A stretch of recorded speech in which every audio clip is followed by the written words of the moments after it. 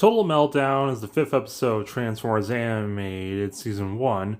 In it, the supervillain Meltdown, Fred, and some decks, and now it's up to Bumblebee to overcome his height and stop them. Shenanigans ensue. The airing of this episode is really weird. It is meant to be episode 5, but it was aired as episode 8 in the US, aired the same time as episode 7 in Canada, and that's not even getting into the weird Japanese airing order of basically the entire series. But either way, the episode begins with Optimus saying they need to learn more about Earth. So Bulkhead turns his back kibble into a chair. You have no idea how much time I spent trying to get the toy when I was a kid to do this. And it couldn't. So they watch something sketchy, something horror, and then they find some weight loss thing. They can also apparently grow back hair thanks to biochemicals. The before images kind of look like a chubbier Mad Mod and a female control freak from Teen Titans. The announcer guy is Prometheus Black, played by Peter Stormare. Probably said that wrong. I like that the crowd, despite being shadowy, we can tell they're different people. And he's in a ring because he's going to show off Man vs. Machine. Just as you started wondering where B is, he's the one going to be fighting against this guy, Cyrus the Colossus. Who's Bane? He kind of looks like if the 2004 The Batman series mixed with a Galvin. B gets the bumble knocked out of him. You see this one energy shock effect when Colossus knocks him down. I've been watching a lot of the Intake talk about Omniverse and they use it there. Maybe it's just a Derek thing. Meanwhile, Fan Zone's watching from the box, and he's enjoying his time, but he's still having robot issues with the condiment bot. Please select your condiment. Please select your condiment. Please select your condiment.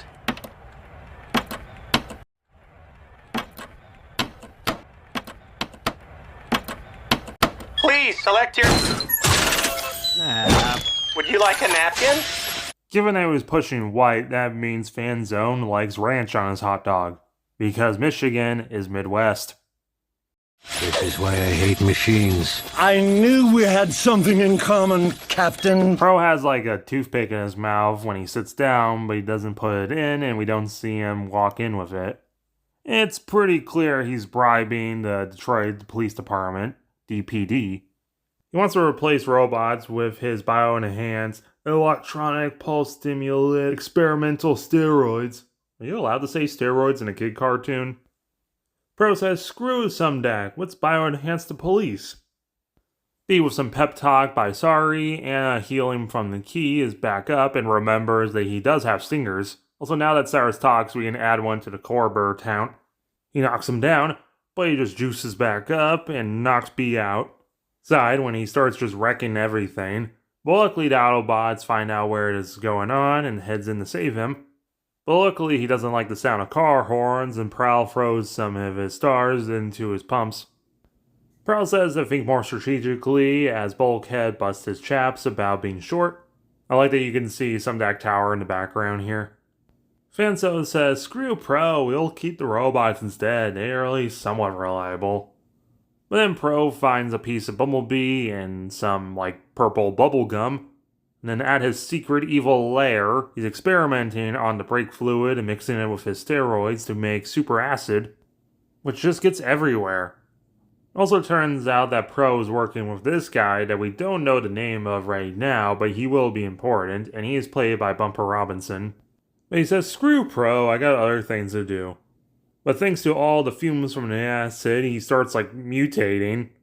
Meanwhile, Sumdac, he shows off his ED-209 to the mayor and Fan Zone. Apparently there was an incident with Fan Zone's wife. What exactly that was, I don't know. Might give Fan Zone a legit reason to hate machines, other than boomer frustration. But then the ED-209 explodes, so Fan Zone says screw this. But Sorry finds a little bit of acid still left on the machine that didn't melt away somehow, so she takes it to Ratchet and he finds out it can even burn through autobialloy. What exactly that is, I don't know. A couple short jokes, but Sorry thinks that means her dad's in trouble, so one over-the-top anime transformation and they're out.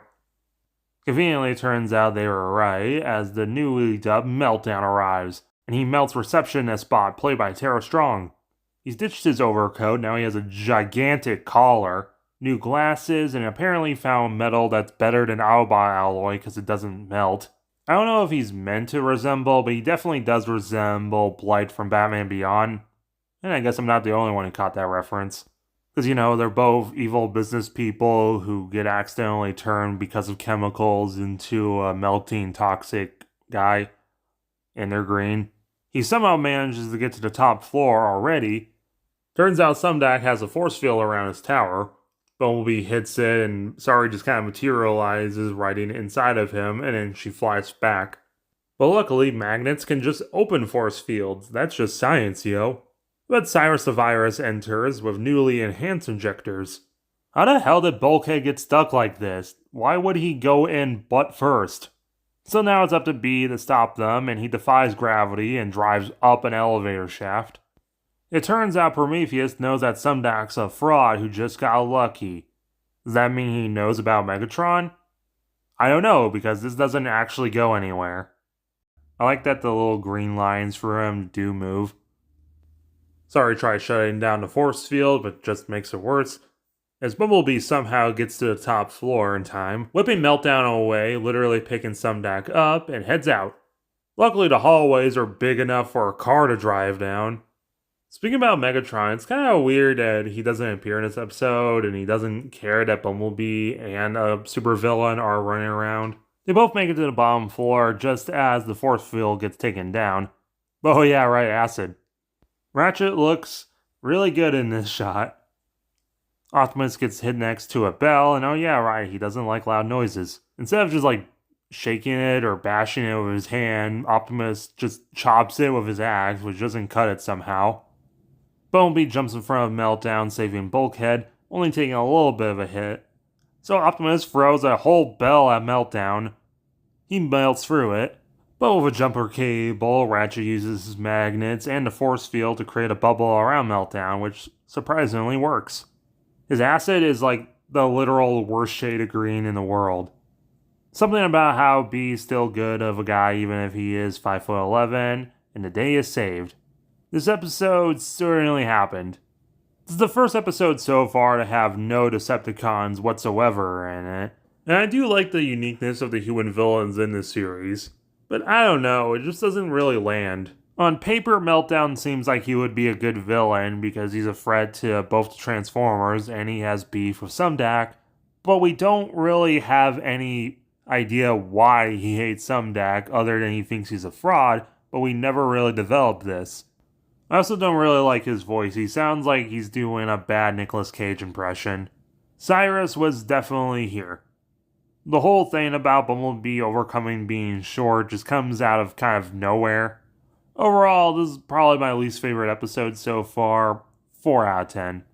But make sure to let me know your thoughts below in the comments, and make sure to hit that like button and subscribe.